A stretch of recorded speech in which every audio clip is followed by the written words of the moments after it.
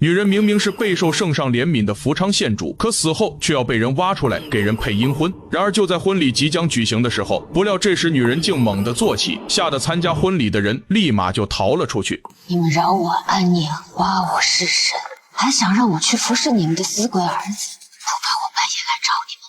紧接着女人便直接飞起，并拿剑抵住了举办这场婚礼的主人郭瑞林。有影子，是个不是鬼！郭瑞林见状，立马拔剑准备刺杀女人，可结果却被女人直接一剑挡下。直到这一刻，郭瑞林这才看清楚女人的样貌。你是福昌县主？今日是内卫李佩仪。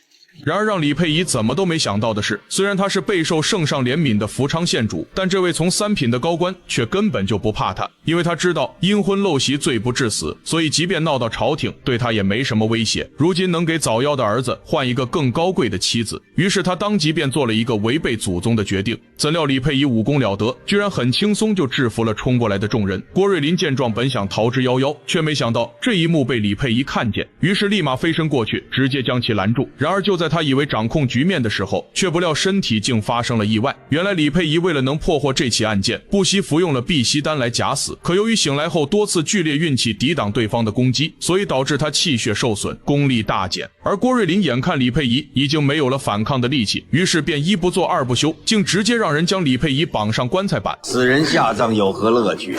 生训那才过瘾。然而即便这样，李佩仪却依然一点也不慌张，居然表示自己做鬼之后一样会回来找他们算账。没想到就是这样的一句话，竟让郭瑞林突然就又想到了什么，随即便立马走到神婆的身旁交代了起来。而神婆闻言便直接掏出了袖里的锤子。要干什么？这活人下葬怨气太重，要用这桃木钉钉住身体，保你死后安安分分。